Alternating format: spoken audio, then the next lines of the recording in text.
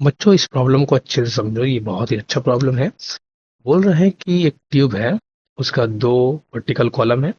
एक vertical column में liquid का हाइट है H1, दूसरे में हाइट है H2 और बीच में एक टैप लगा हुआ है S, और ये टैप जो है क्लोज है। लिक्विड का डेंसिटी बोल दिया गया है D है।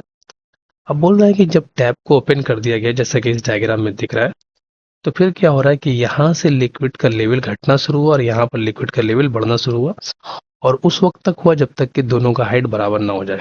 ठीक है। अब यहाँ पर सबसे इंपॉर्टेंट बात ये समझो कि हाइट h का रिलेशन h1 और h2 के साथ क्या होगा। तो h इज इक्वल टू होगा h1 प्लस h2 बाई 2, ये याद रखना।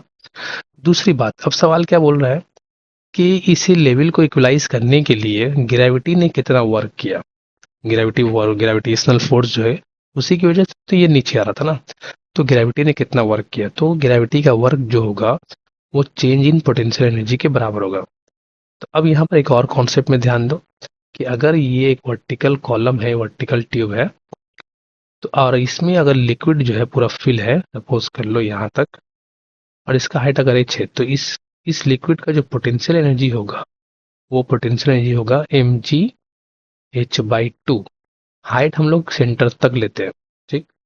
मास को हम लोग चेंज कर देते हैं, volume into density into G into h/2, और वॉल्यूम को लिख सकते हैं area into height into density into G into h/2। ये बन जाएगा 1/2 AdGh²। ये हो जाएगा मेरा पोटेंशियल एनर्जी का वैल्यू फॉर्मूला। ओके। हम लोग बात करते हैं पोटेंशियल एनर्जी इनिशियल, मतलब इस ट्यूब में पोटेंशियल एनर्जी कितना था। तो क्या लिखेंगे, इस फॉर्मूला के हिसाब से लिख सकते हैं 1/2 AdGh1² प्लस इसका 1/2 AdGh2²। अच्छा, यहाँ पे कुछ कॉमन भी निकल रहा है, निकाल सकते हैं 1/2 AdGh1² प्लस H2²। ठीक है।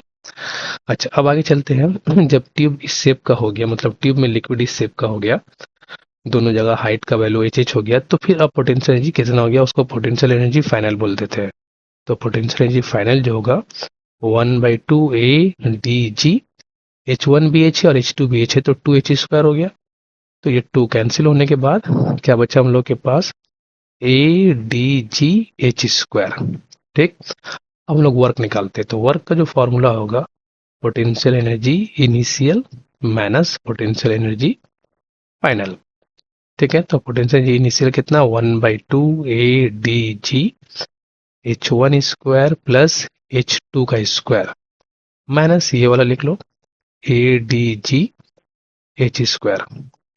अच्छा, अब यहाँ से कॉमन निकल रहा है, क्या क्या कॉमन निकल रहा है, AdG। ठीक है। यहाँ पे बचेगा H1²/2 प्लस H2²/2 माइनस ये H का जो वैल्यू है ये है ना, तो हम लोग लिख सकते हैं H1 प्लस H2/2 इसका स्क्वायर।